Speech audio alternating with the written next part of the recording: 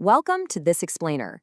Today, we are setting up a heavyweight bout to answer a question that I know plagues a lot of privacy-conscious users. Why exactly does WireGuard absolutely crush OpenVPN when it comes to speed? We're going to look under the hood, break down the actual mechanics, the code, and the cryptography to show you exactly what's happening. But first, let's think about a universal frustration. You want to protect your privacy online, keep your data safe from snooping, so you fire up your VPN, and bam, your internet speed just drops, your videos buffer, and if you're on your smartphone, your battery starts draining like crazy. You gotta ask yourself, why does securing your connection have to feel like a penalty? Okay, let's dive into this. Section 1, the need for speed. To really get this, we have to look at the historical trade-off. Traditionally, ironclad security literally meant sacrificing speed. It was just a given. When you use a VPN, you're routing your traffic through an encrypted tunnel, right? So your device has to take every single piece of data, encapsulate it, encrypt it, send it to a server, which then decrypts it and sends it on. This naturally creates massive CPU and latency bottlenecks. It's a ton of heavy lifting for your processor, and the protocol you choose dictates exactly how that heavy lifting gets done. Moving on to Section 2, OpenVPN, the heavyweight. If the internet had an armored transport truck, OpenVPN would absolutely be it. I mean, look at this battle-tested history. It started way back in 2001, and over the last 2 decades, it essentially became the gold standard. During the 2013 Snowden leaks, documents proved that while the NSA could crack a lot of VPN protocols, OpenVPN, when properly configured, actually held strong. It even passed a highly successful independent OSTIF audit in 2016. So it's trusted, it's reliable, and it is incredibly secure. But to understand why it's so secure and why it drags your speeds down, you have to look at OpenVPN's armor. It relies on an incredibly dense, heavy cryptographic suite. We're talking AES 256 for the symmetric cipher, RSA 4096 key exchange, and HMAC SHA 384 for authentication. These are massive, computationally heavy operations. It requires serious computing power to encrypt and decrypt your data using this suite, especially when you're first setting up that connection. And here is the crucial bottleneck, multi-threading. That's the computer architecture feature allowing your CPU to run multiple threads concurrently. Well, natively, OpenVPN really struggles with this. It relies heavily on just a single CPU core. So honestly, it doesn't matter if you're rocking a top-of-the-line 16-core processor. OpenVPN is largely going to force all of its encrypted traffic through a single thread. It's like trying to force a highway full of cars into a single lane. This creates a massive speed bottleneck based entirely on the clock speed of that one specific core. Which brings us to Section 3, WireGuard, the lean challenger. If OpenVPN is the armored truck, WireGuard is the high-speed sports car. Check out this shocking metric. 1 second. While OpenVPN takes time to negotiate complex handshakes and set up a TLS connection, WireGuard typically takes less than a single second to connect to a VPN server. Honestly, it's practically instantaneous.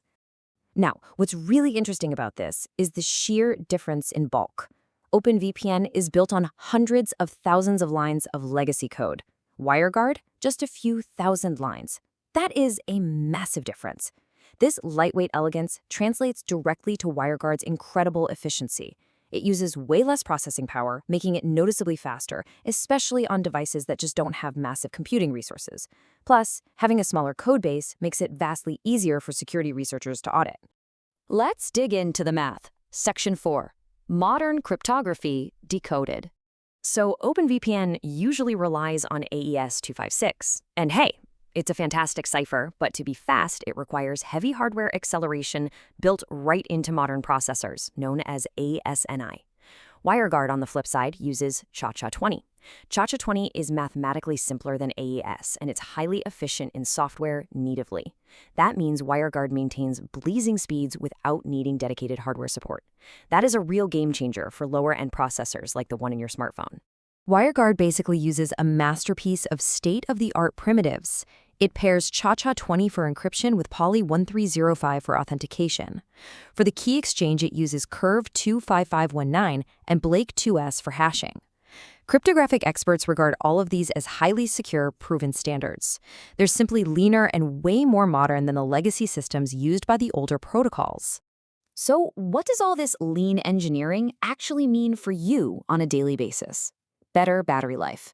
Because WireGuard requires significantly less CPU power to crunch your data, your phone's battery isn't going to drain instantly when you leave your VPN running in the background.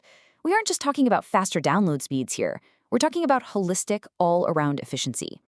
Section 5, Code Size and CPU. Raw cryptography isn't the only thing that slows down a VPN. We also have to look at TCP goodput. Think of goodput like the actual amount of water making it through a leaky pipe. It's the number of useful bits of information delivered within a certain time, and it's inversely proportional to latency and packet loss. If you connect to a server halfway around the world, your latency shoots up, which drastically reduces your goodput. This is especially brutal for older protocols trying to handle internet traffic over super long distances. But engineers have found ways to fight back. 400%. That is the massive speed increase engineers have achieved using server-side technologies like VPN Accelerator to fix legacy protocol flaws. Basically, when network conditions are poor or you're connecting really far away, some clever software engineering on the server side can radically improve performance. Here's exactly how they fix those bottlenecks for a protocol like OpenVPN. First, they re-engineered it on the server side to distribute sessions evenly across multiple CPU cores, artificially forcing it past that native single-core limit. Second, they implement advanced algorithms like BBR flow control to recover faster from packet loss on those long-distance connections. And third, they modify the Linux network stack on bare metal servers to bypass normal packet processing, vastly reducing latency.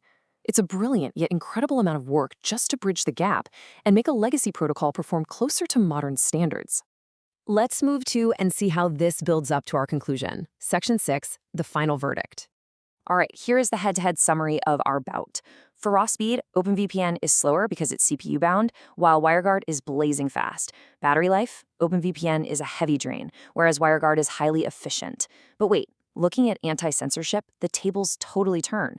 WireGuard natively only supports UDP, making it relatively easy for authoritarian governments to detect and block. OpenVPN, however, can run over TCP port 443, literally the exact same port used by standard HTTPS secure web traffic.